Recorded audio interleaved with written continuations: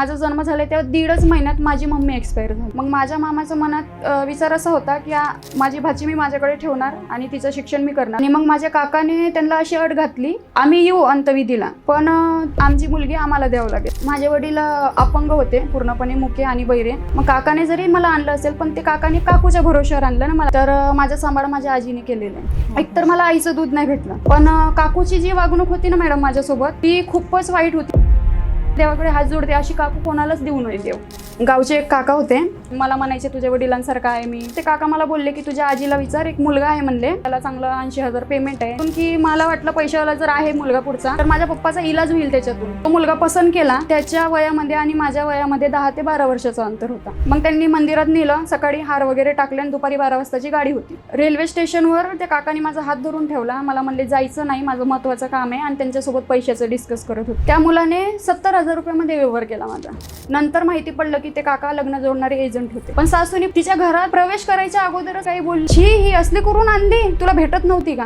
पण मग मुलगा तरी चांगला होता का तुम्हाला जीव लावणारा? काही दिवसानंतर असं माहिती पडलं की त्यांचं कुठंतरी अफेअर आहे आणि ती 2 लेकराची आहे. जर ही गोष्ट कोणाला सांगितलं तर कोयत्याने कापून टाकेल मला. उद्या मी गेल्यावर माझ्या पप्पाला काय वाटेल, माझ्या आजीला काय वाटेल, असा विचार करून मी तिथं राहिली. आणि मुलगा झाला मग केला आता तरी सुधरेल, अजून जास्त बदतर हाल केले. कोरोना टायमिंग मध्ये पप्पा एक्सपायर झाले. माझी सासू पण बोलली मेला बरा झाला. माझ्या पप्पाच्या अंत्यविधीला सुद्धा मी जाऊ शकली नाही, त्याला कारणीभूत माझा जोडीदार. मी तर रडते, माझ्या सगळ्यांनी हे लोक खुशाल चिकन मटनची पार्टी करतायत घरात. प्रेग्नेन्सी मध्ये सुद्धा पोटावर लाता बुक्क्यांनी त्यांनी मारलेले. मी आई असून मॅडम त्या मुलासोबत सुद्धा मला तोडण्याचे प्रयत्न केले या लोकांनी. मग तिथून पुढे तुम्ही इकडे कसे वळल्यात? रील्स करणं, टिकटॉक सारख्या प्लॅटफॉर्मवर मी सहज एक दिवशी व्हिडिओ बनवला आणि तो व्हिडिओ व्हायरल झाला. सेकंड मॅरेजचा तर मी विचार केला. मी त्या लोकांची वागणूक बघून 2025 मध्ये मी डिवोर्स घेतलेला आहे. त्यांनी जेव्हा माझ्याशी कॉन्टॅक्ट साधला की तुमच्या दोघांमध्ये त्या लेकराची काय चूक, त्या लेकराची दया आली, मला कोणाच्या तरी आयुष्याचा आधार व्हायचा आहे, त्यामुळे मला तुझ्याशी लग्न करायचं आहे म्हणते. त्यावेळेस मला असं वाटलं की जगामध्ये चांगले पण पुरुष आहेत, त्यांचं नाव महादेव आहे, ते खरंच भोळ्या महादेवासारखे आहेत. आणि इथपर्यंत जर मी आलेली आहे ना मॅडम, माझा याच्यामागे संघर्ष पण तेवढाच मोठा आहे. मी तर सर्वात अगोदर स्वामींकडे हात जोडते की माझ्यासारखं आयुष्य देव कोणालाच देऊ नको. नमस्कार, मी लाईफ गुरु कविता जाधव तुम्हा सगळ्यांचं परत एकदा स्वागत करते माझ्या मल्टी मिलेनियर कविताज पॉडकास्ट सिरीजमध्ये. आपण प्रत्येक वेळी नवनवीन विषय घेऊन तुमच्या समोर येत असतो. आज आपल्यासोबत एक अशी स्त्री आहे जिने संघर्षातनं विजय मिळवलेला आहे. शून्यातनं तिचं विश्व निर्माण केलेलं आहे. परंतु हे शून्यातनं विश्व निर्माण करणं एवढं सोपं आहे का? आणि तेही एका स्त्रीसाठी. आज आपण त्यांची स्टोरी त्यांच्याच तोंडून जाणून घेऊयात की त्या आज एक मोठ्या प्रसिद्ध रील स्टार आहेत. आज त्या यूट्यूबर आहेत. यूट्यूबवर वेगवेगळे ब्लॉग्स बनवत असतात. परंतु याची प्रेरणा त्यांना कुठून आली किंवा त्यांच्या या कहाणीमागचा काय संघर्ष आहे? नमस्कार करिश्माताई, तुमचं खूप खूप स्वागत आहे. नमस्कार मॅडम. सर्वात अगोदर तर तुमचे खूप खूप मनापासून धन्यवाद की तुम्ही मला तुमच्या चॅनलवर बोलवलं आणि माझी स्टोरी जगापर्यंत सांगण्याची मला एक संधी दिली. खरं सांगायचं ना तर इथपर्यंत येऊन बोलायला खूप हिंमत लागते.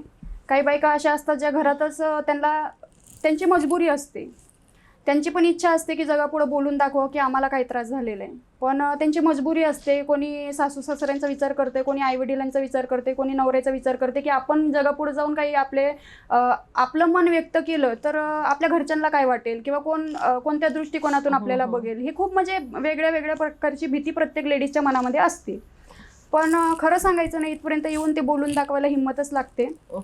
आणि माझ्यामध्ये ही हिंमत कशी आली, कुठून आली हे तुम्हाला सांगतेच. पण प्रत्येक स्त्रीने अशी हिंमत करायला पाहिजे मला असं वाटते.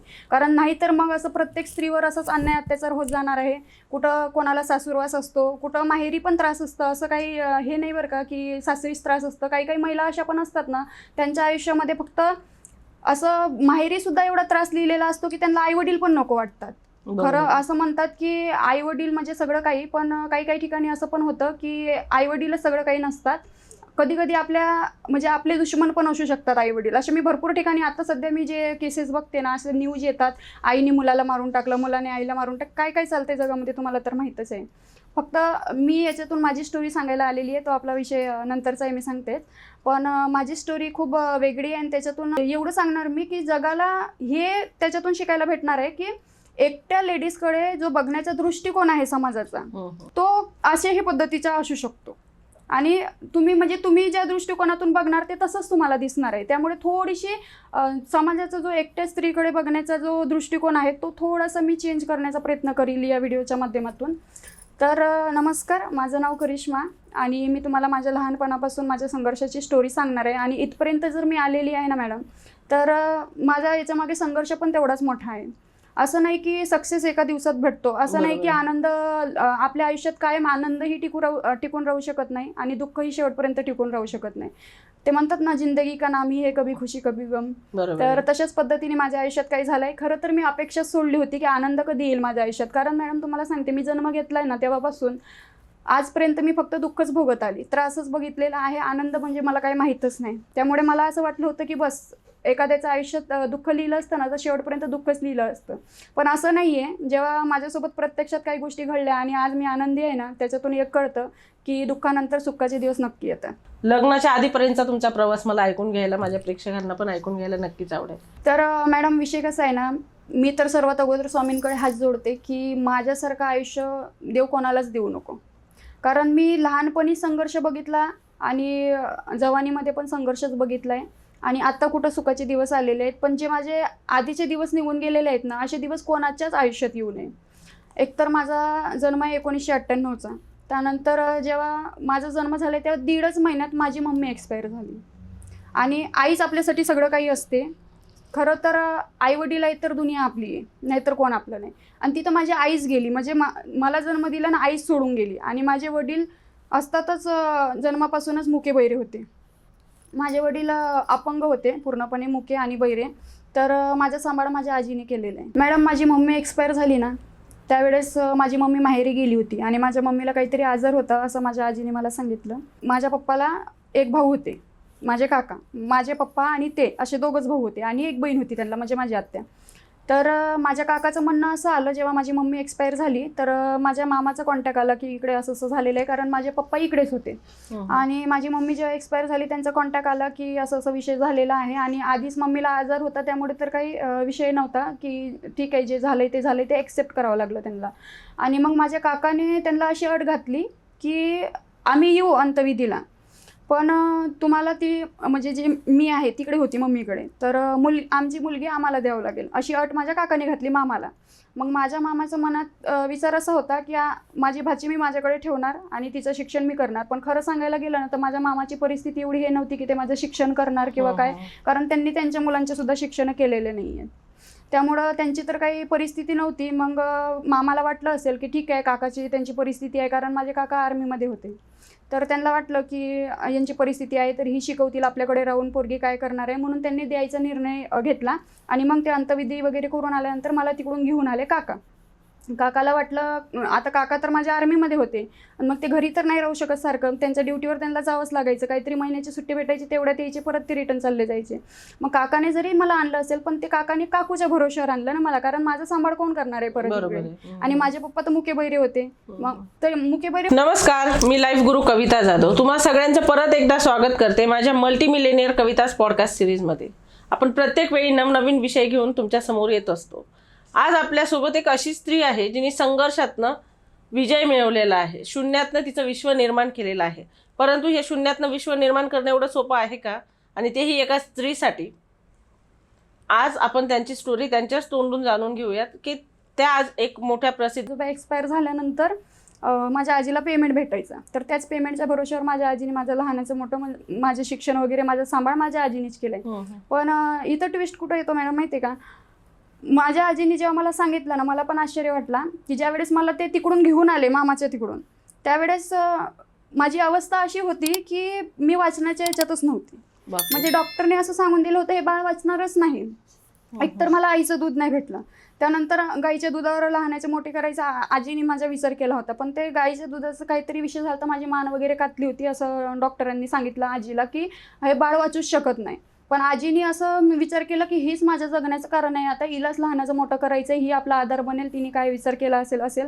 पण आजी जरी असेल ना माझी मॅडम, पण आईच्या ठिकाणी राहून तिने विचार करून सगळं माझं पालनपोषण शिक्षण केलेलं आहे. तिने हिंमत नाही हारली आणि तिने विचार पण मनात येऊ नाही दिला की तिला म्हणजे मला काही होईल म्हणून. तिने सांभाळलं मला आधीच्या काळामध्ये कसं असायचं, सगळ्या गोष्टी अवेलेबल जागेवर नसायच्या. कुठं ना कुठं कोणती ना कोणती गोष्ट घ्यायला लांबच जायला लागायचं. मग माझी आजी सांगायची 500 मीटर मी पायी लांब जायची म्हणे दूध आणायला, आणि तुझ्यासाठी दूध घेऊन यायची. गाईच्या दुधावर तुला लहानाचं मोठं केलेलं आहे. मग माझी खरं सांगायचं ना तर अशी आजी भेटायला नशीबच लागते. माझ्या आजीने खूप केलं आहे माझ्यासाठी. एवढं कोणीच करत नाही, एवढं केलेलं आहे. माझ्या काकूनी तर टाकून दिलं, तिच्याकडून जमलं नाही, पण माझ्या आजीने मला सोडलं नाही बरं का. मग तिथून पुढं काही दिवस असेच उलटून गेले, आणि एक 7वी-8वीला असताना माझ्या पप्पाच्या पायाला एक जखम झाली छोटीशी. कामावरून घरी येत होते, काहीतरी लागलं त्यांच्या पायाला, आणि त्यांनी वेळेवर लक्ष न दिल्यामुळे ती जखम जास्त मोठी झाली. आणि त्यानंतर माहिती पडलं हॉस्पिटलमध्ये नेल्यानंतर की पप्पाला शुगर तर आहेच, पण जी जखम झाली होती ती लोखंड लागल्यामुळे झाली होती. आणि तुम्हाला माहिती असेल की लोखंड वगैरे लागलं तर शुगरवाल्यांना ती सेप्टिक वगैरे होते. आणि त्याची ती जखम एवढी मोठी तयार झाली की डॉक्टरांनी डायरेक्ट पाय काटायचा सल्ला दिला त्या जखमीमुळे. पर्याय नव्हता. मग आजी म्हणली आता काय पर्याय नाही, सेप्टिक वगैरे झालं होतं त्याच्यामुळे. आणि त्यावेळेस मला असं वाटत होतं, म्हणजे त्यावेळेस थोडंफार तर मला कळत होतं कारण मी 7वी-8वीला होती. मग मला असं वाटत होतं की आजीच्या मनावर काय बेतली असेल की पप्पाचं असं पाय वगैरे काटायचं म्हणल्यावर कोणत्या आईला वाटतं बरं. बरोबर आहे. मग त्यावेळेस नावीलाज आजीला तो निर्णय घ्यावा लागला. आणि पप्पाला एक नागपूरचं मेडिकल म्हणून हॉस्पिटल आहे मोठं, त्या हॉस्पिटलमध्ये भरती करण्यात आलं. थोडाफार काकाचा सपोर्ट होता, पण काका एवढे लक्ष देत नव्हते. ना माझ्याकडे लक्ष देत होते, ना आजीकडे लक्ष देत होते. आजी आणि पप्पाच राहायचे, ते शेजारी असायचे पण एवढं लक्ष नाही द्यायचे. त्यानंतर पप्पाला त्या दवाखान्यामध्ये ॲडमिट करण्यात आलं, आणि 1-2 महिने तिथं राहावं लागलं कारण ते सारखं सेप्टिक व्हायचे त्याच्यामध्ये. आणि ते पेशंट घरी आणणं म्हणजे रिस्कीच काम होतं जरा. तर काही दिवस राहिले तिथं, 1-2 महिने गेले. तर त्या 2 महिन्याच्या कालावधीमध्ये मला नावीलाच माझ्या काका आणि काकूकडे राहण्याची वेळ आली. कारण आता त्यांनीच आणलं होतं आणि आजी हॉस्पिटलमध्ये पप्पासोबत, मग मी कुठं राहणार. तर मग काकूकडे मला नावीलाच राहावं लागलं. पण काका तर त्यांच्या ड्युटीवर होते, ते कधीमध्येच यायचे कधीतरी. पण काकूची जी वागणूक होती ना मॅडम माझ्यासोबत, ती खूपच वाईट होती. म्हणजे मी तर म्हणते ना, देवाकडे हात जोडते, अशी काकू कोणालाच देऊ नये देव, एवढी वाईट वागलेली आहे माझ्यासोबत. मला म्हणजे येत पण नव्हतं ते काम करायला लावायची, मला धुणं धुवायला लावायची, भांडे घासायला लावायची, झाडू फरची करून घे, संडास बाथरूम घासून घे, हे काम करून घे, स्वयंपाकामध्ये मदत कर. जेव्हा की तिला पण मुलगी होती, आणि तिची मुलगी माझ्यापेक्षा 4 वर्षांनी मोठी होती. बापरे. तिला काम नाही सांगायची, तिला काम नाही सांगायचं, तिला मोठी अधिकारी बनवायचंय, तिला काहीतरी मोठं बनवायचंय, तिला ती मोठी झाल्यावर हे होणार आहे, ते होणार आहे, तिला अभ्यास करायचंय. मला अभ्यास नव्हता करायचा, मला काही नव्हतं व्हायचं. मग माझ्या काकांनी जर ज्यावेळेस मला माझ्या मामाकडून आणली, त्याच वेळेस विचार केला असता मला 1 नाही 2 मुली आहेत, तर त्याचं काय गेलं असतं बरं. त्याला तर सगळी इन्कम होती, व्यवस्थित होतं. माझ्याच भावाची मुलगी, माझीच मुलगी म्हणून त्यांनी जर सांभाळलं असतं ना मॅडम, तर मला एवढे धक्के खावंच लागले नसते आयुष्यामध्ये. बरोबर. पण त्यांनी ते तसं नाही केलं. ते म्हणतात ना, आईबाप आपले असतील तर सगळे आपले, नाही तर आपलं कोणी नाही आहे. आणि कोणी काका चुलते, कोण आपलं आईबापाची जागा घेऊ शकत नाही. स्पेशली काकू तर कधीच आई बनू शकत नाही आपले. मग त्यावेळेस 2 महिने मी जेव्हा तिथं राहिली आणि ते सगळं बघितलं, त्यावेळेस मला असं वाटलं की आज माझी मम्मी असती तर माझ्या मम्मीने मला असले कामं सांगितले नसते. पण नावीलाज मी ते केले. आणि काही दिवसानंतर परत माझी आजी पप्पाला घेऊन घरी आली. त्यावेळेस मग मी माझ्या घरी आली. खूपच खडतर आणि संघर्षमय प्रवास आहे इथपर्यंतचा. मग आता त्यानंतर एक तुमचं बालपण गेलं, 7वी 8वी 10वी झाली. मग त्यानंतर प्रवास ऐकून घ्यायला आवडेल आम्हाला की नेमकं लग्न कधी झालं तुमचं, कसं झालं, कुठे झालं, कुठे दिलं होतं वगैरे काय काय. आता मला असं वाटलं होतं मॅडम की मी लहानपणापासूनच खूप दुःख काढलेले आहेत. आता तरी माझ्या आयुष्यामध्ये सुखाचे दिवस येतील. कारण असं असतं ना, प्रत्येक मुलगी लग्नाच्या बाबतीत असं स्वप्न बघते की येईल कोणीतरी राजकुमार, माझं आयुष्य चेंज होईल, त्याच्यामुळे आनंद येईल, मला फॅमिली भेटेल, हे प्रत्येक मुलगी स्वप्न बघते. तसे स्वप्न मी पण बघितले. माझं काही चुकलं, पण मला असं वाटलंच नव्हतं. म्हणजे मी विचारच केला नव्हता की माझ्या आयुष्यात असं काही होईल पुढे. मी सुखाचा विचार केला, पण परत माझ्या आयुष्यात दुःखच आले. तर गावचे एक काका होते आणि त्यांना मी सहज काका काका म्हणायची. आता मला आईवडील नसल्यामुळे, आता विषय कसा आहे मॅडम, माझे वडील होते पण अपंग असल्यामुळे ते असून नसल्यासारखेच होते ना. त्यांना बोलता येत नव्हतं, ऐकता येत नव्हतं. त्यामुळे आमची चर्चा व्हायची नाही पप्पासोबत, माझी आणि पप्पाची काहीच. त्यामुळे ते काका काका सारखं मी काका काका म्हणून आता ते जीव लावायचे मला. तर मला काही एवढं माहिती नव्हतं. मग मला म्हणायचे तुझ्या वडिलांसारखं आहे मी, तुझं चांगलं करून देणार, ऐकत जा माझं, या पद्धतीने नाही का बॉन्डिंग होती थोडीशी. तर मी काका काका म्हणायची. पण ते काका लग्न जोडणारे एजंट असतात ना, तसं काहीतरी काम करायचे. पण हे मला माहिती नव्हतं, त्यावेळेस एवढं कळत नव्हतं. मग ज्यावेळेस पप्पाला जेव्हा आजीने घरी आणलं होतं त्याच्यानंतर काही वर्ष उलटून गेले आणि जेमतेम मला 18 लागणार होता तेव्हाच मग त्या काकांनी सहज असं विचारलं मला, तुझं लग्न करायचं आहे का, तुझ्या आजीला विचार. मग एवढं माझ्या तर काही असं लग्न वगैरे विषय डोक्यात नव्हता, पण जेव्हा पण लग्न करील तेव्हा चांगले दिवस येतील एवढं मला माहिती होतं. पण ज्यावेळेस ते काका मला बोलले की तुझ्या आजीला विचार, एक मुलगा आहे म्हणले, तो मुलगा चांगल्या पोस्टवर कामाला आहे आणि त्यानंतर त्याला चांगलं 80,000 पेमेंट आहे, त्याचं डबलमधली बिल्डिंग आहे, नोकर चाकर आहे त्याच्या घरामध्ये, म्हणजे तो सुखी राहशील, एवढं मला त्या काकांनी सांगितलं. आणि मग मी एवढं विचार करून माझ्या डोक्यात एक आलं की ज्यावेळेस डॉक्टरने घरी पाठवलं ना मॅडम माझ्या पप्पाला, त्यावेळेस थोडासा पैशाचा इश्यू झाला होता. डॉक्टर म्हणले पैसा वगैरे असता व्यवस्थित तर काहीतरी यांचा इलाज करता आला असता. आणि खरं तर कुठल्याही दवाखान्यामध्ये जरी ते सरकारी असेल पण जर एखादा ऑपरेशन मोठा असेल ना तिथं पैसेच लागतात. तर माझ्या डोक्यात असं आलं की ठीक आहे, आता हे काका एवढं बोलतायत आणि आज ना उद्या माझं लग्न होणारच आहे, आणि जर माझं लग्न होऊन जर माझे पप्पा ठीक होत असतील, मी असा विचार केला. मी मुलगी म्हणून माझ्या ठिकाणी मी बरोबरच विचार केला, पण लोकांचा जो दृष्टिकोन आहे ना मॅडम बघण्याचा, ते खूप वेगळ्या पद्धतीने बघतात. एखाद्या स्त्रीने पैसा हा विषय घेतला ना तर त्यांना असं वाटतं की ही म्हणजे पैशाचंच मागं धावणारी आहे किंवा पैसाच हिला इम्पॉर्टंट आहे. पण तो कशासाठी, जगण्याला पैसाच इम्पॉर्टंट असतो सगळ्यांना, पण तो पैसा कशासाठी इम्पॉर्टंट आहे, आपण कोणत्या ठिकाणी ते यूज करायचं बघतो हे पण महत्त्वाचं असतं ना. पण लोक तर ते नाही बघत, पैसा बघतात फक्त. हिने काय बघितला, पैसा. खूप जणांचा दृष्टिकोन असा आहे की पैशावाला बघून मुली लग्न करतात, असं नाही, पण त्याच्या मागं काहीतरी कारण असते ना. मला सांगा, एखाद्या भावानी आपली बहीण एखाद्या भिकाऱ्याला देऊन दाखवा बरं, बरोबर आहे, देईल का कोणी? सगळ्यांना वाटतं ना, बघतानाच बघतात ना, त्याच्या घरी जागा आहे का, जमीन आहे का, पैसा आहे का, त्याचं स्वतःचं घर आहे का, बरंच काय. आई वडील जरी असले ना, भाऊ जरी असला तरी आपल्या बहिणीसाठी ते तसंच बघणार आहेत ना. मग जर माझ्या बाजूने विचार करणारा कोणीच नव्हता आणि मी माझा स्वतःचा विचार केला की मुलगा मला असं असाच पाहिजे, मी एखाद्या गरीब मुलाशी लग्न करणार नाही, मला असाच मुलगा पाहिजे, तर मी कुठं चुकली? पण लोकांचा दृष्टिकोन बघण्याचा वेगळा आहे की हिने पैसा निवडला.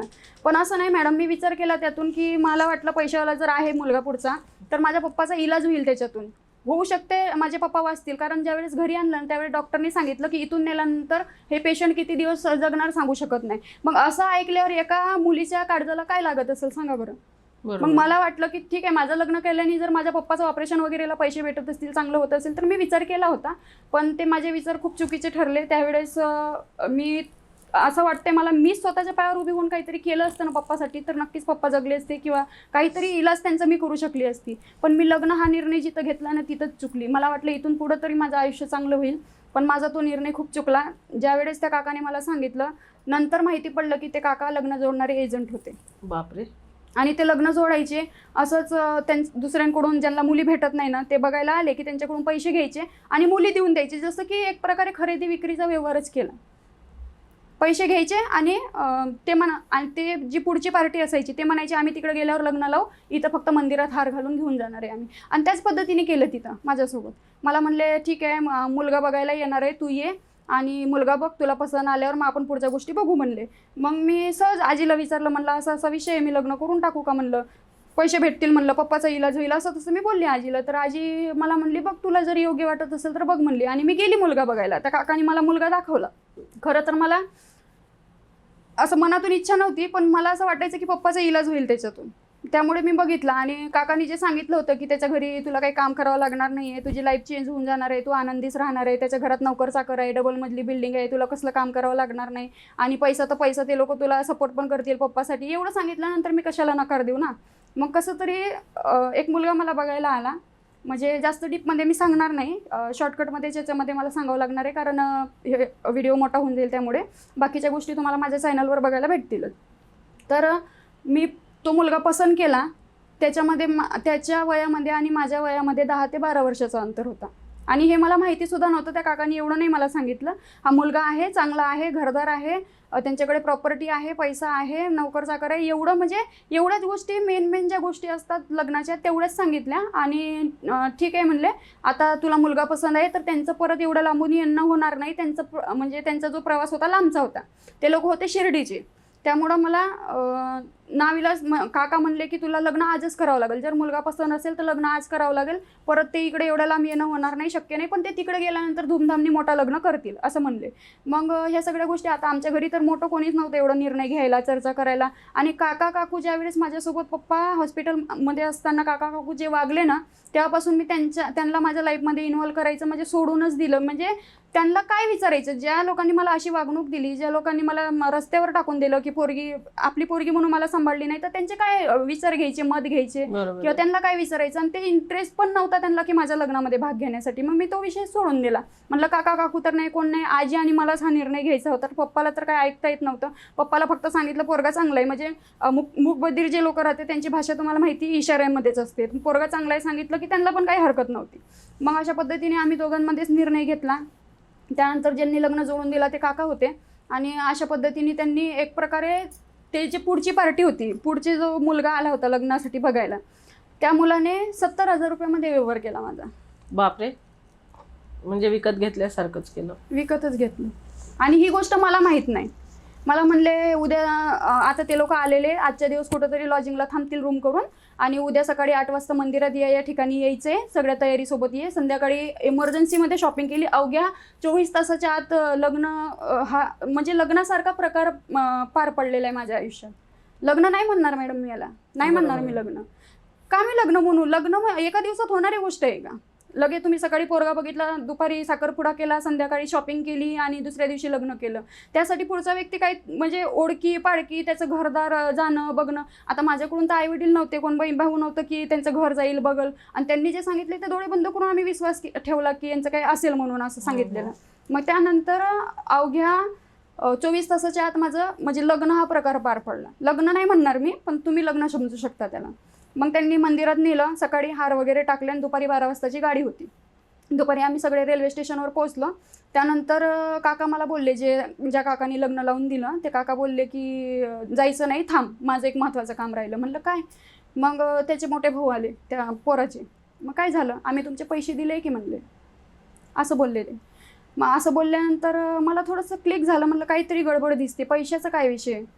एवढं काही माहिती नव्हतं, पण मग थोडंसं वाटलंच की पैशाचा काय विषय, नाही का, होऊ शकतं माझ्या पप्पाच्या इलाजासाठी यांनी पैसे दिले असतील, असं पण थोडंसं डोक्यात आलं. पण मी काही बोलून नाही दाखवलं. म्हणलं जाऊ दे यांचं. मग ते म्हणले 40,000 त्यांनी आधी दिले होते, 30,000 रक्कम द्यायची बाकी राहिलेली होती. आणि तिथं 12 वाजता, करेक्ट 12 वाजता आमची गाडी येणार होती. आम्ही ट्रेनने जाणार होतो. तर रेल्वे स्टेशनवर त्या काकांनी माझा हात धरून ठेवला. मला म्हणले जायचं नाही, माझं महत्त्वाचं काम आहे. आणि त्यांच्यासोबत पैशाचं डिस्कस करत होते. मग त्यांनी काय माहिती त्यांचं सॉल्व केलं. मी एवढं तिथं त्यावेळेसच मी लक्ष घातलं असतं मॅडम, मी फसली नसती. माझ्या बाबतीमध्ये फसवणूक झालेली आहे. बापरे, मला सांगण्यातच नाही आलं कोणत्या गोष्टी, आणि मला दाखवण्यात पण नाही आले की खरंच मुलाचा कसा प्रवास होता तुमचा? त्यानंतर जेव्हा ते लोक मला घेऊन गेले, मग माझ्या डोक्यात एकच होतं, जाऊ दे कसं का असो ना, फॅमिली खूप मोठी होती त्यांची. त्यांना बहीण होती, भाऊ होता, आई होती, आणि बाकीची फॅमिली तर बरीच मोठी होती. पण ते दुसऱ्या गावाला राहायचे आणि हे दुसऱ्या गावाला राहायचे. तिथं गेल्यानंतर मी वातावरण बघितलं. मला सुरुवातीला 1-2 दिवस सगळं काही व्यवस्थित वाटलं. म्हणलं चला सगळं काही चांगलं आहे. फॅमिली, एक सासूबाई भेटली, आई म्हणून. आपल्याला आई नाही, हिला जीव लावा. मी आई म्हणूनच त्या सासूला पहिल्याच दिवशीपासून बघायला लागले. पण सासूनी पहिल्या दिवशी म्हणण्यापेक्षा तिच्या घरात जायच्या अगोदरच, ते असतं ना गृहप्रवेश, घरी गेल्यानंतर ते प्रवेश करायच्या अगोदरच मला अशी काही बोलली की तिथूनच मी रिटर्न यायला पाहिजे होतं असं वाटलं मला. छी, ही असली करून आणली, तुला भेटत नव्हती का? दुसरी भेटली नसती का? अशी स्वतःच्या पोराला बोलली. किती उंच आहे, म्हणजे त्यांची हाईट कमी होती. आणि मला म्हणली किती उंच आहे आणि एवढी काळी भंगार सासू, दारात अशी बोलली. आरतीचं ताट घेऊन नणंद उभी होती, जाऊ उभी होती पाठीमागं, आणि सासूबाई दारात उभी होती. असली कसली करून आणली, याला का भेटली नाही का अशी बोलली डायरेक्ट. लग्नामध्ये सासू नव्हती, त्याचा फक्त मोठा भाऊ होता, जाऊ नव्हती, त्याची बहीण पण नव्हती, कारण एवढा लांबचा प्रवास असल्यामुळे हे फक्त मुलगी बघायच्या हिशोबाने आले होते. पण यांना काही माहीत नव्हतं की मुलगी बघून जर मुलगी पसंत आली तर लगेच आपल्याला करून आणायची, हे काही त्यांच्या मनीध्यानी नव्हतं. मग त्यांनी वेळेवर ते सगळं अरेंज केलं आणि मग कशी तरी त्यांनी मला इथपर्यंत आणली. गृहप्रवेश होतोय तर माझी सासू मला अशी बोलली. मग मी माझ्या मनात होतं की यांनी मला सांगितलं ना आई आहे, घरी कोण कोण आहे म्हणल्यावर प्रवासात आमची चर्चा झाली होती. तर त्यांनी सांगितलं आई आहे. तर मी एकच मनात ठरवलं होतं, मला आई नाही ना, तर यांची आई माझी आई आजपासून. पण मी घरात पाय ठेवायच्या अगोदरच सासू अशी म्हणते, तर मी कशी तिच्यावर प्रेम करणार आहे आई म्हणून? बरोबर आहे. मी मुलगी म्हणून जाण्याचा प्रयत्न केला मॅडम, पण मला मुलगी म्हणूनही नाही, सून म्हणूनही नाही, त्या लोकांनी नोकरानी म्हणून ॲक्सेप्ट केलं मला, घरामध्ये काम करणारी बाई. बाप. कारण ते लोक वागलेत तसे. काही दिवसानंतर त्यांचे खरे चेहरे पुढे आले. ते लोक तिथं गेल्यानंतर आता बऱ्याच गोष्टी आहेत अशा, मी जास्त डीपमध्ये नाही बोलून दाखवणार. पण मला सांगण्यात आलं होतं बंगला, गाडी, पैसा, जे काही सांगण्यात आलं होतं, याचं हे काम आहे, हॉटेल मॅनेजर आहे वगैरे सांगण्यात आलं होतं. तसं काहीच नव्हतं. पत्र्याची शेड होती अर्ध्या गुंठ्यामध्ये, ते पण 2च रूम होते आणि त्याच्यामध्ये दोघेही भाऊ राहायला होते बाप. आणि आई पण तिथंच. मग माझं किती मोठं स्वप्न बघितलेलं तुटलं सांगा. म्हणजे किती मोठा धोका मी खाल्ला असेल त्यावेळेस, माझ्या मनावर काय बीतली असेल. पण मग मुलगा तरी चांगला होता का तुम्हाला जीव लावणारा? समजा संपत्ती सोडून देऊ शकतो आपण की ठीक आहे, समजा आता लग्न झालं, सोडलं आपण, की आलोय आपण आता, ॲक्सेप्ट केलं, तुम्ही जे आहे ते ॲक्सेप्ट करून सगळ्यांसोबत वागत होतात. पण मग नवरा म्हणून त्याने तुम्हाला किती सपोर्ट केला? मी एकतर माझ्या नशिबाला जे आलंय ते म्हणून एक्सेप्ट केलं मॅडम. पण मला वाटलं नव्हतं की नवरा नावाचं सुख नसेल माझ्या नशिबात. एकतर नवऱ्याचा माझा 10 ते 12 वर्षाचा डिफरंट होता, त्यामुळे आमचे काही मतं जुळत नव्हते, मनं जुळत नव्हते. त्यांनी एक करून आणली म्हणून करून आणली आणि त्यांनी काही दिवसानंतर स्वतः सांगितलं, माझी लग्न करायची इच्छा नव्हती पण घरचे सगळे मागं लागले होते, लग्न कर लग्न कर, आणि इकडे मुली भेटत नाही, त्यामुळे आम्ही तिकडे आलो. आम्हाला माहिती पडलं की तिकडे पैसे वगैरे दिले की मुली भेटतात. आणि काही दिवसांनी त्यांनी त्या सगळ्या गोष्टी एक्सेप्ट केल्या ज्या त्याला करायला पाहिजे नव्हत्या. त्यांनी बोलून दाखवलं की आम्ही 70,000 रुपये त्या माणसाला दिले, तेव्हा कुठं तू भेटलेले आम्हाला. आणि मग काही दिवसांनी त्याची आई बहीण ते सगळे टोमणे द्यायला लागले, 70,000 रुपये दिले, 70,000 रुपये दिले, 70,000 रुपये. मला ते असं मिनटाला फील यायचं की मला विकत घेऊन आणलेली या लोकांनी. मी तिथली सून नाही ना, मी मुलगी आहे ना, मी सून आहे ना, मी कोणी आहे, मी कामवाली बाई आहे. फक्त मला जेव्हा ते उठवतील, उठायचं, हे काम कर, ते काम कर, ते काम, म्हणजे फक्त राबवून घ्यायचे माझ्याकडून. काही दिवसानंतर असं माहिती पडलं की त्यांचं कुठंतरी अफेअर आहे लग्नाच्या अगोदरच, आणि ती 2 लेकराची आई आहे बाई, आणि तिला पोसत होते ते. आणि त्या बाईचे सारखे फोन यायचे. आणि एक दिवशी मी फोन उचलला, म्हणलं कोण बोलते, तर तिने स्पष्ट सांगितलं मी त्यांची बायको बोलते. मग माझ्या मनाला काय वाटलं असेल की माझ्या नवऱ्याच्या फोनवर फोन आलेला आहे आणि ती बाई म्हणते की मी त्यांची बायको बोलते, मग मी कोण आहे. त्या दिवशी मला खरी माझी जागा कळाली, मी खरंच कोण आहे तिथं. किती वर्ष झाले होते लग्नाला तोपर्यंत? वर्ष नव्हते झाले मॅडम, 8 दिवसाचीच गोष्ट आहे फक्त. लग्न 8 दिवसात त्या बाईचं, हा, मला 8 दिवसात कळलं. आणि त्यानंतर त्यांनी मला जीवे मारण्याचा प्रयत्न केला की ही गोष्ट जर घराच्या बाहेर किंवा घरातल्या सदस्यापर्यंत जरी गेली, म्हणजे त्यांची आई बहीण भाऊ त्यांच्यापर्यंत, तरी ते माझा जीव घेणार. तोंड दाबला माझं तिथेच. सगळे पुढच्या रूममध्ये होते, मध्ये कपाट होता. रूम फक्त पत्र्याची घर होती आणि 2च रूमचा होता, पण मध्ये कपाट असल्यामुळे ते 3 रूम झाले. मध्ये एक पत्रा होता, इकडे कपाट होता, आणि मध्ये एक फक्त पलंग पुरतं तेवढं हे होतं. ते झोपले होते, कामावून आले होते. आणि तितक्यात त्या बाईचा फोन आला, म्हणे मी त्यांची बायको बोलते, त्यांच्याकडे द्या. मग मला प्रश्न पडला, मी त्यांच्याकडे गेली, म्हणलं तुमच्या बायकोचा फोन आलाय, मी कोण आहे. तिथंच माझं तोंड दाबलं त्यांनी. जर ही गोष्ट कोणाला सांगितली तर कोयत्याने कापून टाकेल म्हणला. बापरे. मी आता कोणाकडून काय अपेक्षा करायची आणि कोणाला सांगू मी. तरी मी हिंमत केली आणि पटकन बाहेर आली आणि सगळ्यांना सांगितलं. पहिले तर मी त्याच्या मोठ्या भावाला सांगितलं, म्हणलं तुम्हाला माहिती होतं नाही हे सगळं, तुमच्या भावाचं असं असं आहे, आणि मग मला का फसवलं म्हणलं, मी तुमचं काय बिघडलं.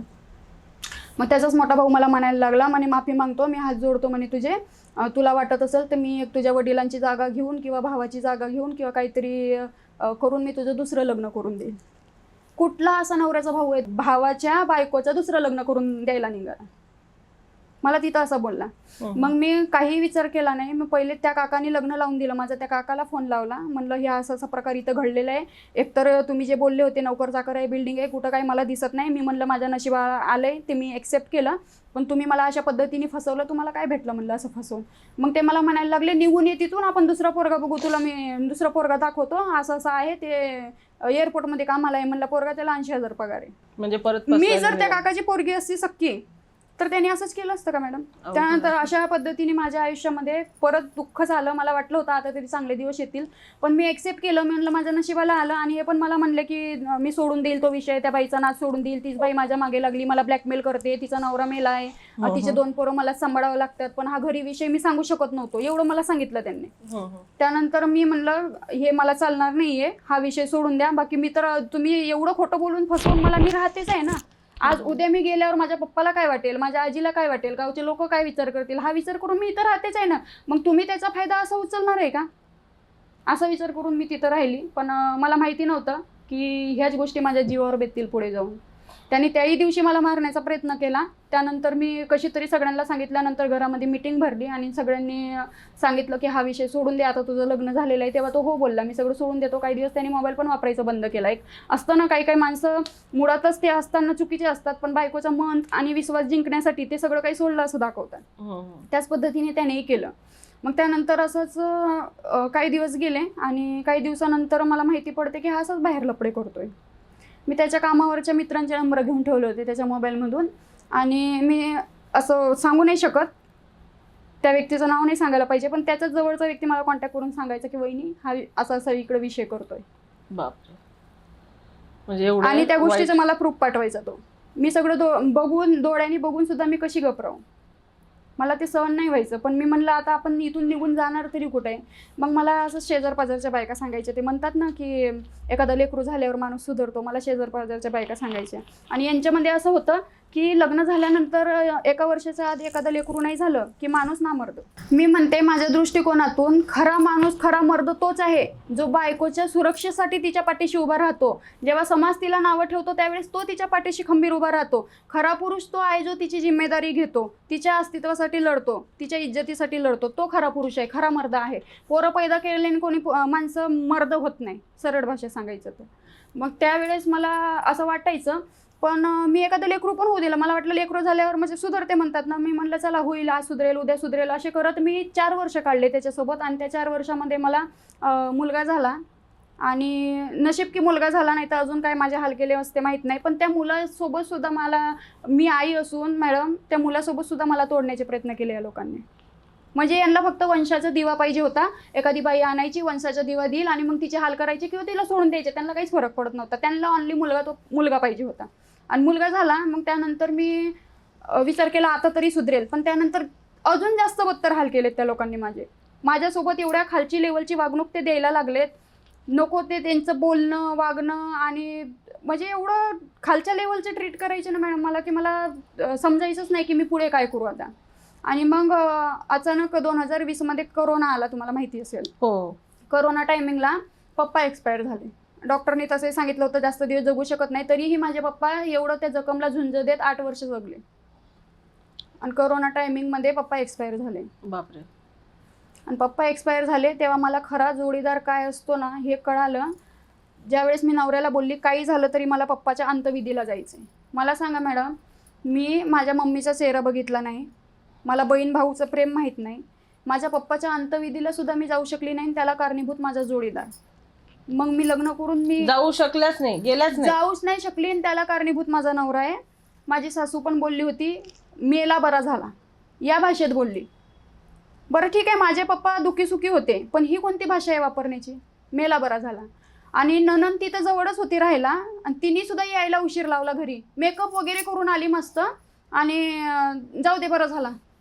म्हणजे जे लोक माझी सासरची फॅमिली आहे आता शेवटी, ते लोक माझा आधार बनायला पाहिजे ना अशा वेळेत. एकतर मला आई म्हणून नव्हतीच आणि मी कशी तरी पप्पा आहेत म्हणायची ना. बरे मुके बैरे असू द्या, कसे पण असू द्या, पण आहे म्हणायची ना. हो. मग बाप आहे म्हणायला तर होता. आज मी म्हणू शकते, आज मला सगळ्यांना म्हणावं लागतं मला आई वडीलच नाही. मग त्या पद्धतीने ज्या वेळेस मला समजलं की मी एवढी रडते, माझा आधार कोणी बनत नाहीये इथं, ना सासू जवळ येत आहे, ना जाऊ जवळ येते, ना नणंद जवळ येते. आणि नवरा सर्वात मोठा आधार सासरी बाईचा नवराच असतो. आणि नवराच जर आपल्याला समजून घेत नसेल तर काय फायदा. मी इकडे रडतीये, मला सहानुभूती द्यायचा, आधार द्यायचा, सपोर्ट करायचा किंवा घेऊन तरी जायचं. बरं पॉसिबल नसेल तुझ्याकडून तिथपर्यंत घेऊन जाणं, कारण कोरोनाच्या टायमिंगमध्ये लॉकडाऊन लागला होता आणि शक्य नव्हतं प्रवास करणं. आणि प्रवास आमचा लांबचा होता, शिर्डी आणि नागपूर खूप लांब आहे. मी आहे भंडारा जिल्ह्याची, विदर्भ. तर हा प्रवास त्यांना शक्य नव्हता. ती इथपर्यंत पण मी समजून घेतलं. मी व्हिडिओ कॉलवर बघितलं, तिकडून माझ्या आत्याचा फोन आला, तेवढं मला दाखवलं. मी अंत्यविधीला जाऊ शकली नाही. त्याला कारणीभूत माझा जोडीदार. आणि त्याला कारणीभूत तो नेऊ शकत होता मला, पण मला म्हणला पैसे नाही आहेत माझ्याकडे, मी नेणार नाही. आणि मी तर रडते, माझ्या सगळ्यांनी. हे लोक खुशाल चिकन मटनची पार्टी करतायत घरात. माझ्या पप्पाची डेड बॉडी तिकडे पडली आहे घरात आणि हे लोक त्याच दिवशी चिकन मटन खात आहेत. यांना काहीच दुःख नाही झालं, दुःख फक्त मला झाला. बरं ठीक आहे, पण मी बायको म्हणून तुझी अर्धांगिनी आहे ना, मग तू माझ्या दुःखात जर सामील होऊ शकत नाही तर तू नवरा कसला. मग परत एकदा मला कळलं की अरे नाही नाही, आपली जी ही आहे ना किंमत इथं बायको म्हणून नाहीच आहे. मग मी राहायची कशाला इथं? मग माझ्या डोक्यात तेव्हा आलं, मी म्हणलं काही झालं तरी मला आता इथं राहायचं नाही आहे. लॉकडाऊन ओपन झाल्या मी पहिले आजीकडे जाणार आणि तिकडेच राहणार. पुढचा विचार मी नंतर करणार काय करायचं मला आयुष्यात. पण इथं मी नाही राहू शकत, कारण मी एवढे जे 4 वर्ष तिथं घातलेले आहेत ना मॅडम, एवढं दम घुटत की मला प्रत्येक वेळेस असं वाटायचं की नवरा कुठून येईल, मला मारेल. छोट्या छोट्या गोष्टीला मारायचा, भाजीत मीठ कमी पडला तर मारायचा, शेजारचे लोक बघायचे एवढा मारायचा. प्रेग्नेन्सीमध्ये सुद्धा पोटावर लाथाबुक्क्याने त्यांनी मारलेले. त्रास तर मी भरपूर काढलेला आहे, पण फक्त या व्हिडिओमध्ये जास्त व्हिडिओ मोठा होईल त्यामुळे मी नाही सांगू शकत जास्त गोष्टी. पण खूप त्रास काढलेले तेवढ्या 4 वर्षात. लोक म्हणायचे एखादा लेकरू बरं झाल्यावर माणूस सुधारतो, तेही होऊन मी आतोनात प्रयत्न करून बघितले की नवरा सुधरेल, पण माणूस हा फक्त नावाला सुधारतो. तो खरंच मुळात वाईट असेल तर तो वाईटच असतो, तो कधीच सुधरू शकत नाही. मग तिथून पुढे तुम्ही आजीकडे गेला? मी आजीकडे निघून गेली लॉकडाऊन ओपन झाल्यानंतर. आणि तिथून पुढे त्याला स्पष्ट कॉन्टॅक्ट करून सांगितलं आता काही झालं तरी मी येत नाही. मी माझ्या मुलाला घेऊन गेले मॅडम, कारण मी बिना आईचे दिवस बघितलेले आहे. आई नसल्यावर काय हाल होते. एकदा बाप नसलेला चालतो, पण आई पाहिजे होती. कारण ज्यावेळेस मी लहानाची मोठी होताना मी बघितलं ना, माझे पप्पा अपंग होते, मुके बहिरे होते. बापाचं तर एवढं प्रेमाचं माहित नाही मला, पण आई असायला पाहिजे होती असं दरवेळेस मला फील आलेलं आहे. त्यामुळे मला असं वाटायचं की माझ्या मुलाचे ते हाल नको व्हायला. आई ती आई असते ना, आईसारखं आपल्याला जीव कोणीच लावू शकत नाही, हे मी काकूकडे असताना सुद्धा बघितलेलं आहे. त्यामुळे मी माझ्या मुलाला घेऊन निघून गेली आणि परत मी कधीच आले नाही.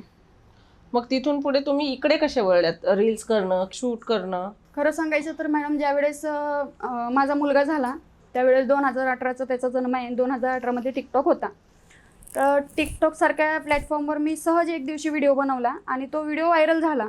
आणि त्यानंतर मला असं कळलं की त्याच्यातून आपण इन्कम करू शकतो व्हिडिओ वगैरे बनवून. दुसरे लोक लाईव्ह यायचे, बघायचे, त्यांना गिफ्टिंग वगैरे व्हायची. मग मला वाटलं आपण याच्यातून इन्कम करू शकतो, मग घरी बसून काहीतरी करायला नको का, चला तेवढंच नवऱ्याला हातभार लागेल. मी चांगलेच विचार केले बरं का मॅडम. तिथं जेवढे वर्ष मी काढले ना त्यांचे चांगलेच विचार केले, होईल तेवढं मी चांगलं वागण्याचं, राहण्याचं सगळे मी प्रयत्न करून बघितले. पण शेवटी म्हणतात ना, ज्याला जसं वागायचं तो तसंच वागतो. नवऱ्यामध्ये काही सुद्धा बदल नाही आला. मी सहज यूट्यूबचा हे टिकटॉक म्हणून ॲप होता तो ओपन केला, त्याच्यामध्ये व्हिडिओ टाकले, ते व्हिडिओ व्हायरल होत गेले. त्याच्यामध्ये मला इंटरेस्ट येत गेला आणि मी दिवसभर घरी बसून काय करू म्हणून सहज मी व्हिडिओ टाकत गेले आणि त्याच्यामध्ये मला इंटरेस्ट येत गेला. जसे व्हिडिओ व्हायरल झाले मग मला वाटलं की लोकांचा याच्यामध्ये आपल्याला सपोर्ट भेटतोय आणि बाहेरची दुनिया पण बघायला भेटते, कमेंट मार्फत लोकांचे विचार पण कळायचे. तेव्हा अशा पद्धतीने मी टिकटॉकवर आली आणि मग काही दिवसांनी 2020मध्ये टिकटॉक बंद झालं. त्यानंतर मी विचार केला की टिकटॉक बंद झाला, मग बोर व्हायला लागला, काय करायचं, कुठला तरी प्लॅटफॉर्म असा पाहिजे ज्याच्यावर आपण व्हिडिओ बनवू शकू. मग मला माहिती पडलं की इंस्टाग्राम आहे, इंस्टाग्रामवर पण रील्स म्हणजे टिकटॉकसारखे व्हिडिओ काढता येतात. मग मी सहज टाइमपास म्हणून काढायची. मला काही माहीत नव्हतं की मी भविष्यात जाऊन एवढे माझे फॉलोअर्स होतील किंवा एवढं सगळ्यांचा सपोर्ट भेटेल, एवढं प्रेम भेटेल. आज तुम्हाला सांगते माझी इंस्टा फॅमिली आहे, यूट्यूब फॅमिली, यूट्यूबवर पण आली मी नंतर हळूहळू. एवढे जीव लावता, एवढं म्हणजे यांच्या थ्रू मला एक मानलेले का असो ना, पण रक्ताच्या नात्याला लाजवेल असे नाते भेटलेले आहेत. मानलेली बहीण आहे मला, मानलेला भाऊ आहे, पण मला मानलेले म्हणून वाटत नाही बरं का मॅडम. जे माझ्या सख्या रक्ताच्या नात्यांनी नाही केलं माझ्यासाठी, ते माझ्या मानलेल्या नात्यांनी केलेलं आहे. एक चांगला मला मानलेला भाऊ भेटलेला आहे या सोशल मीडियातून, मानलेली बहीण भेटलेली आहे आणि त्या भावाची बायको आहे, तिला मी वहिनी म्हणते. खरं तर ते माझ्यासाठी आई वडिलांसारखे, इतकं आई वडील बी करत नाही इतकं ते माझ्यासाठी करतात आज. आणि आज त्यांच्यामुळेच खरं तर माझी लाईफ चेंज आहे. मी तो विषय सोडून दिला. त्यानंतर मी कशी तरी पुण्यात आली. पुण्यात आल्यानंतर मला काहीच सुचत नव्हतं की मी जॉब कशी करू, काय करू.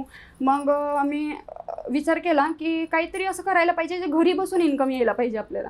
मग त्यासाठी काय करायचं, तर मला एक दादा होते, त्या दादानी असं सोशल मीडियातून ओळख झाली होती. त्या दादानी मला यूट्यूबबद्दल सांगितलं. मला म्हणले तुम्ही यूट्यूबवर जर व्हिडिओ बनवले तर असं असं इन्कम येते, तुम्ही घरी बसून पैसे कमवू शकता. मग मी सहजच सुरुवात केली होती आणि ज्या पद्धतीने आज मी तुम्हाला माझी स्टोरी सांगते ना, त्याच पद्धतीने मी यूट्यूबवर माझी स्टोरी सांगितली होती आणि ती लोकांना एवढी आवडली की त्याच्यातून मला एवढं सपोर्ट केलं त्यांनी की कधी कधी मला कोणी लेडीज होत्या बरं का, जेंट्स तर होतेच, पण जेंट्सची जी मदत करण्याची भावना असते ना एखाद्या एकट्या स्त्रीला, ती खूप थोडीशी वेगळी असते. जेव्हा ते मदत करतात त्यांना काहीतरी अपेक्षित असतं. असे प्रत्येक पुरुष नसतात, पण असतात काही काही. पण बऱ्याच अशा लेडीज होत्या ज्या मला पैसे पाण्याची पण मदत करायचे. माझ्या मुलाकडे बघून त्यांना दया यायची की करिश्मा तू एकटे राहते, सगळे एकटे हँडल करते, कशी करते, आम्हाला दया येते तुझी. आणि ते जेव्हा मला कॉन्टॅक्ट करून पैसे वगैरे पुरवायचे ना, तेव्हा मला सांगायचे की हे गुपितच ठेव, कारण तुलाच लोक नावं ठेवतील, तुलाच बोलतील की ही पैसा कुठून आणते, काय करते. आणि आपण कितीही सांगायला गेलं लोकांना तरी ते विश्वास ठेवत नाही. अशा पद्धतीने मला काही महिलांनी मदत केली, काही पुरुषांनी मदत केली. अशा पद्धतीने मी माझ्या मुलाचं शिक्षण वगैरे केलं आहे पुण्यामध्ये राहून. किती वर्षाचा आहे मुलगा आता? आत्ता माझा मुलगा आहे 7 वर्षाचा आणि ज्यावेळेस मी पुण्यात आणलं होतं त्याला 4 वर्षाचा होता, 4-4.5 वर्षाचा. मग तुम्ही सेकंड मॅरेजचा विचार नाही केला? सेकंड मॅरेजचा तर मी विचार केला, पण मध्ये एक अनुभव आला होता मॅडम मला. वाईट पण अनुभव. खूप एवढा वाईट अनुभव आला की अख्ख्या पुरुष जातीवर विश्वास उठला होता माझा. कारण माझ्यासोबत पहिल्यांदा तेच झालेलं आहे. पण एक अनुभव असा आला या पुण्यासारख्या ठिकाणी राहताना, मी तो अनुभव असा घेतलेला आहे की त्या विषयावर आता मला फक्त चर्चा नाही करायची. बाकी माझ्या यूट्यूब फॅमिलीला जे व्हिडिओ बघतात त्यांना तर माहीतच आहे. पण शॉर्टकटमध्ये एवढंच सांगणार की सगळे पुरुष सारखे असतात अशी भावना माझ्या डोक्यात निर्माण झाली. मला असं वाटलं की इथून पुढं माझं आयुष्य संपलं, फक्त मुलासाठी जगायचं आहे. मी माझा विचार करायचा सोडून दिला होता. पण नंतर काही काळात मी संघर्ष करत करत मी या यूट्यूब याच माध्यमातून कमवायला लागली आणि मला छान इन्कम यायला लागली. त्याच्यातून मला कुठं जॉब करायला जायची गरज नव्हती. मी माझ्या मुलाचं शिक्षण केलेलं आहे. काही दिवस तुम्हाला सांगते मॅडम, मी कॅटरिंगचे कामंसुद्धा केलेले आहे. एक आई आपल्या मुलासाठी काहीही करू शकते, पण मी चुकीच्या मार्गावर गेली नाही मॅडम, बरं का. एकटी स्त्री असती, तिला जर आईवडिलांचा आधार नसेल, बहीण भाऊ नसेल, कोणीच नसतील आणि ती एकटी असेल, तिचाच मुलगा तिला एकटीला सांभाळायचा असेल, तर भरपूर अशा महिला आहेत. मजबुरी असते, कोणाची हाऊस नसते बरं का मॅडम, मजबुरी असते की ते वाईट मार्गावर जातात. पण मी ती चूक केली नाही. मला आईवडील नव्हते, मला कोणी समजून सांगणारं नव्हतं, तरी मी ती चूक केली नाही. मी चुकीच्या मार्गावर न जाता मी म्हटलं इथं इज्जत जात असेल ना आपली चांगल्याने की आपल्या लाईफमध्ये काय काय झालेलं आहे, तर हे चालेल मला. पण मी तसल्या चुकीच्या मार्गावर जाणार नाही. मी माझ्या पोराचं पालनपोषण करण्यासाठी मी यूट्यूबवर सगळं सांगायला सुरुवात केली आणि सगळं मनमोकळं मी ओरिजिनल सांगायची, जे घडलंय ते असं प्रत्यक्षात सगळं सांगायचे. त्याच्यातून मला छान इन्कम येत होती. मी घरी बसून मुलाचं शिक्षण पण केलेलं आहे. त्याच्यातून इन्कम करून मी मुलाचं शिक्षण करून प्लस मला कधी मध्ये कॅटरिंगचे कामं यायचे, ते कामं पण घेतले आणि मग नंतर हळूहळू मला प्रमोशन यायला लागले. असं करून मग मी स्टेबल झाली. जेव्हा मी स्टेबल झाली मग मला असं वाटलं की आता मी मुलाचं सांभाळ तर करते, त्याचं शिक्षण पण करते, पण आपल्याला जोडीदार हवा. आपण स्वप्न काय बघितले होते, हे असं काही होईल प्रत्येक स्त्रीच्या आयुष्यात अशा गोष्टी घडत नाही. प्रत्येक स्त्री असे स्वप्न बघते की नवरा असेल, फॅमिली असेल, घर संसार असेल, लेकरं बाळं असतील. हे माझंही स्वप्न होतं, पण माझं स्वप्न ते स्वप्नच राहील असं मी विचार केला नव्हता. माझ्या बाबतीत असं काही घडेल हाही मी विचार केला नव्हता, किंवा मी जे पहिल्या ठिकाणी होती तिथं माझा डिवोर्स वगैरे होईल हाही विचार केला नव्हता. मी त्या लोकांची वागणूक बघून 2025 मध्ये मी डिवोर्स घेतलेला आहे. बरं. डिवोर्स द्यायला सुद्धा त्यांनी मला खूप त्रास दिला. पण काही लोकांची अशी थिंकिंग आहे मॅडम की महिला फक्त पैशांसाठी डिवोर्स घेतात. तर खरं सांगते तुम्हाला, 1 रुपया सुद्धा कोणाची शपथ घ्यायला लावा मला, 1 रुपया सुद्धा मी म्हणजे घेतलेलं पहिल्या नवऱ्याकडून घेतलेला नाही डिवोर्समध्ये. बापरे. कारण मला त्रासच एवढा होता की मला फक्त ते नात्यातून सुटका मिळवायचं होतं. हां, मग मी तिथून डिवोर्स दिला आणि पुढं जेव्हा मी लग्नाचा विचार केला सेकंड मॅरेजचा, तर मला एक मध्ये वेगळा अनुभव आलेला आहे, त्यामुळे नको वाटायचं. पण आता ज्या ठिकाणी मी आहे, माझे मिस्टर त्यांनी जेव्हा माझ्याशी कॉन्टॅक्ट साधला त्यावेळेस मला असं वाटलं की जगामध्ये चांगले पण पुरुष आहेत. त्यावेळेस माझा थोडासा जगाकडे बघण्याचा दृष्टिकोन बदलला. कारण लोक आहेत ना मॅडम, एकट्या बाईकडे बघण्याचा दृष्टिकोन खूप वेगळा आहे लोकांचा. तिने लाख रुपये जरी कमवले घरात बसून कष्टाने, तरी ती चुकीच्याच मार्गाने कमवत असेल, ती फालतूच असेल, ती चुकीचंच काम करत असेल, हिच्या मागं कोणत्या तरी माणसाचा हात असेल, या पद्धतीने बघतात. मग मी ठरवलं असं आपण बदनामच होणार आहे एकटे राहून कमवलं तरी. आणि आता लग्न जरी केलं सेकंड मॅरेज तरी आपण म्हणजे लोक कसं आहे मॅडम, लग्न हा दुसरा बाईचाच होतो, माणसाचा होत नाही. डिवोर्स हा फक्त बाईचा होतो, माणसाचा होत नाही. माणसाने 10 लग्न केले तरी त्याचं लग्न ते लग्न असतं. बाईचं लग्न मात्र दुसरं लग्न, तिसरं लग्न, पहिलं लग्न, असं अशा पद्धतीने ते मोजले जातं. बरोबर आहे की नाही? बरोबर आहे. तर मी म्हणलं लोक आपल्याला अशी नावं ठेवणार आहेत. एकटे राहिलो कमवलं तरी लोक म्हणणार आहेत ही चुकीच्या पद्धतीने कमवत असेल, असं असेल तसं असेल, काही अंदाजे लावणार आहेत. आणि आपण निर्णय घेतला तरी ते लोक अंदाजेच लावणार आहेत. मग त्यापेक्षा आपण निर्णय घेऊन आपलं जर कल्याण होत असेल आयुष्याचं, आपल्या मुलाला जर एखाद्या म्हणजे बापाचं प्रेम भेटत असेल. आणि हे जेव्हा माझ्या आयुष्यात आले तेव्हा त्यांनी मला माझ्यापेक्षा माझ्या मुलाकडे बघून म्हणजे जो निर्णय दिलेला आहे, ज्या गोष्टी त्यांनी सांगितल्या की तुमच्या दोघांमध्ये त्या लेकराची काय चूक, त्या लेकराची दया आली, मला कोणाच्या तरी आयुष्याचा आधार व्हायचा आहे, त्यामुळे मला तुझ्याशी लग्न करायचंय म्हणले. तेव्हा मला असं वाटलं की खरंच जगामध्ये चांगले माणसं पण असतात. तेव्हा माझा दृष्टिकोन बदलला परत की नाही, एक निर्णय आपण घेऊन बघायला पाहिजे. कारण आपण चांगलं केलं वाईट केलं तरी लोक आपल्याला नावच ठेवणार आहेत, वाईटच बोलणार आहेत. त्यामुळे मग मी होकार दिला. आणि तुम्हाला सांगितलं ना मी, हे सोशल मीडियावरूनच मला मानलेले नाते भेटलेले आहेत. माझे मानलेले भाऊ आहेत लक्ष्मण दादा म्हणून, त्यांनी माझं पूर्ण लग्न विधी पार परेपर्यंत एवढी धावपळ केलेली ना, सक्का बाप बी करणार नाही, सक्का भाऊ पण लग्नात एवढं करणार नाही. लग्नाला त्यांनी विचारलं त्यानंतर मी पहिल्यांदा तर नकार दिला होता. मग नंतर मी त्यांचा स्वभाव वगैरे थोडंसं मला वाटलं व्यवस्थित, असंच मी नॉर्मली फ्रेंड म्हणून बोलत होती त्यांच्याशी.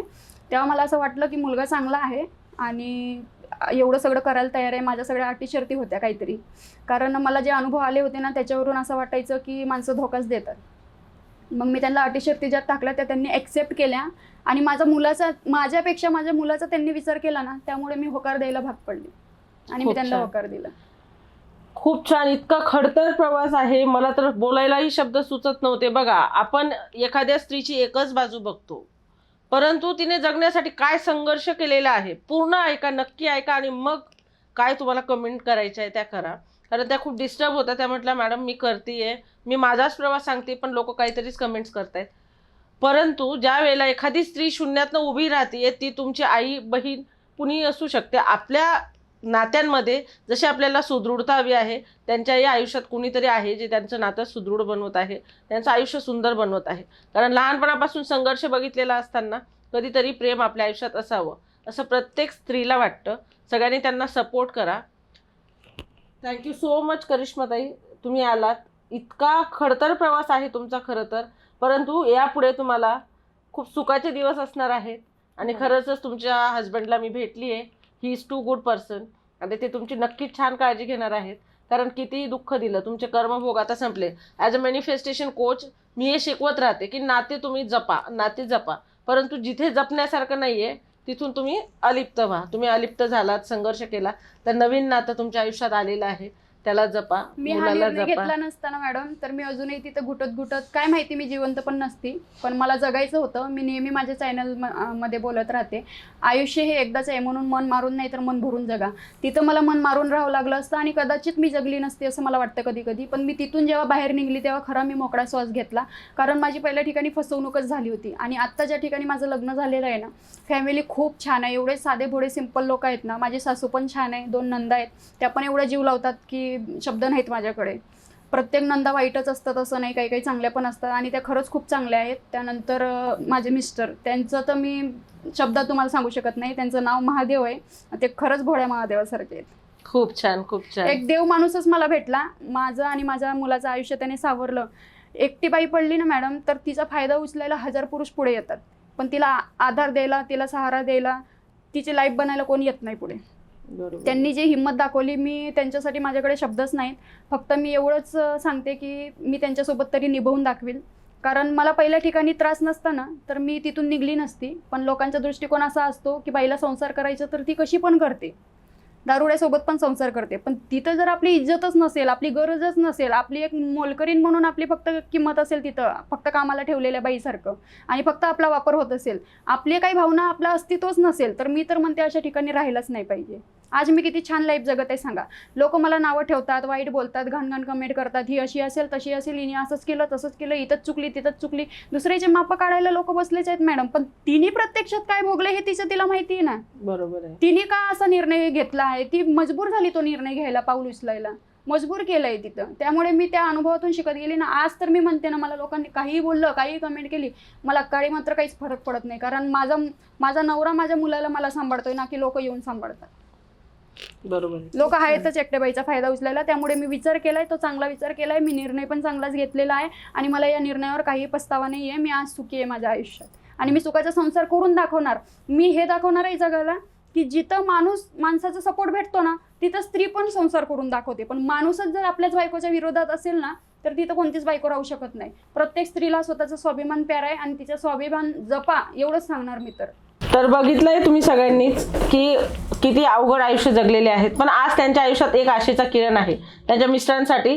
तर मी खरंच त्यांना म्हणेल की एक असा पुरुष आहे ज्याने एक निराधार स्त्रीला आधार दिलेला आहे आणि ज्या वेळेला त्यांना खरोखर गरज होती, त्यांचा प्रेमावरचा विश्वास उडालेला होता, समाजावरचा विश्वास उडालेला होता, त्यावेळी तुमच्या मिस्टरांनी तुम्हाला साथ दिली ताई. खरंच तुमचं मनापासून अभिनंदन.